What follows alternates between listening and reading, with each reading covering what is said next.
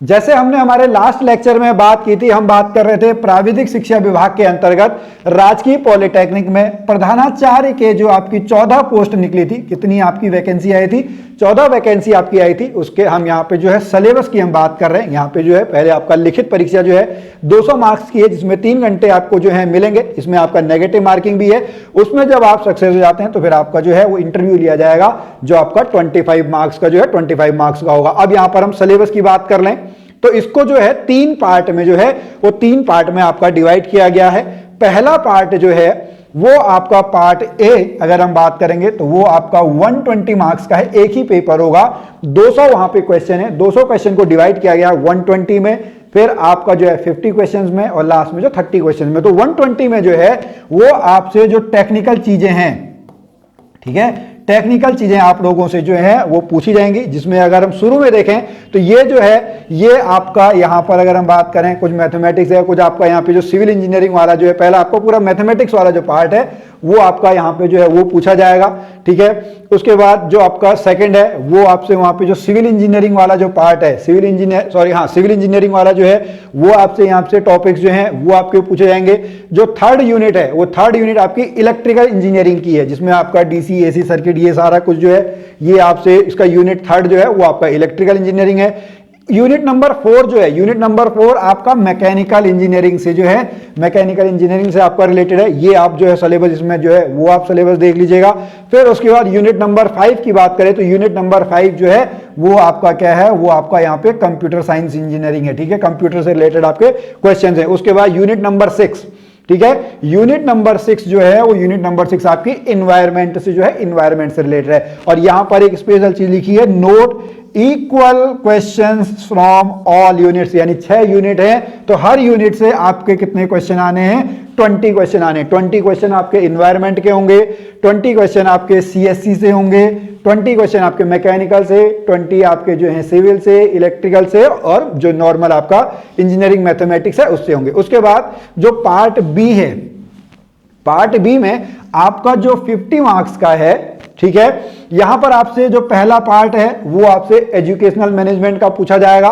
यानी अगर हम इसको शिक्षा के क्षेत्र में बात करें तो जो पेडागोजी आपकी होती है, बाल शिक्षण है, शिक्षण अभिरुचि है, वो पूरा का पूरा पार्ट इसमें आएगा। बट आपके टॉपिक यहाँ पे स्पेशल लिखे हुए हैं, एजुकेशन मैनेजमेंट। क्या लिखा हुआ है, एजुकेशन मैनेजमेंट, जिसमें ग्रोथ और development of education management, organisation behaviour ये टॉपिक है, इंस्टीट्यूशनल मैनेजमेंट ये एक आपका यहाँ पे टॉपिक है। उसके बाद पॉलिटेक्निक एजुकेशन इन इंडिया ये भी एक आपका टॉपिक है।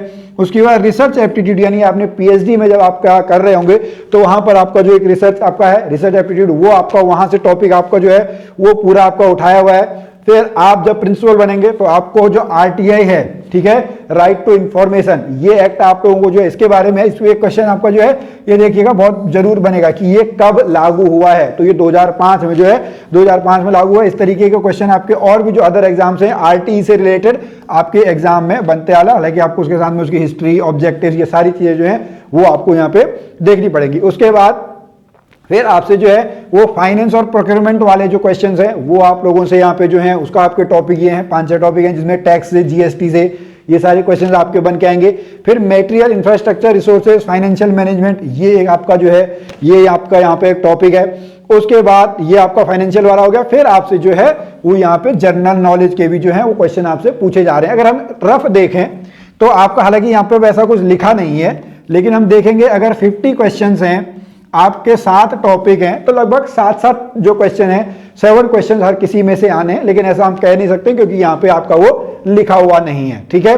और यहाँ पर जो है इसमें हम आपकी जो है हमारी पूरी टीम वेदश्री आपकी जो है यहाँ पर मदद करेगी, केवल आपका किसमें, जीके वाले में और आपका सामान्य हिंदी वाले में। आपको यहाँ पे जो है नीचे नंबर लिखे हुए दिख रहे होंगे, नहीं तो आप गूगल प्ले स्टोर पे वेदश्री क्लासेस ऐप लिखेंगे, वहां पे आपको इससे रिलेटेड, ठीक है, जनरल नॉलेज और हिंदी से रिलेटेड जो आपका है ये हम आपका यहाँ पे कंप्लीट करवा देंगे। जिसमें अगर जनरल नॉलेज की बात करें तो करंट अफेयर के क्वेश्चन आप लोगों के आएंगे, खेल और मनोरंजन ये आपसे पूछा जाएगा, जो मॉडर्न हिस्ट्री है ये पूछी जाएगी, भारतीय राष्ट्रीय आंदोलन ये आपका आएगा, भारत का भूगोल, अर्थव्यवस्था, कृषि इससे रिलेटेड कुछ क्वेश्चन होंगे।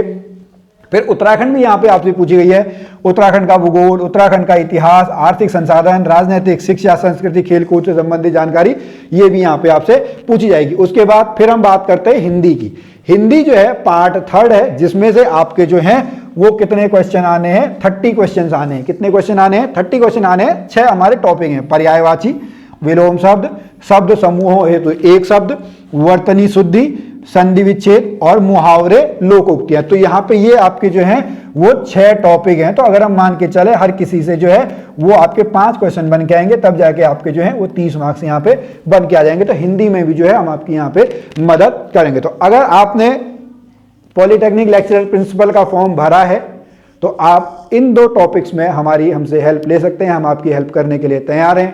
हम फिर मिलेंगे आपसे अगली वीडियो में, तब तक के लिए नमस्कार।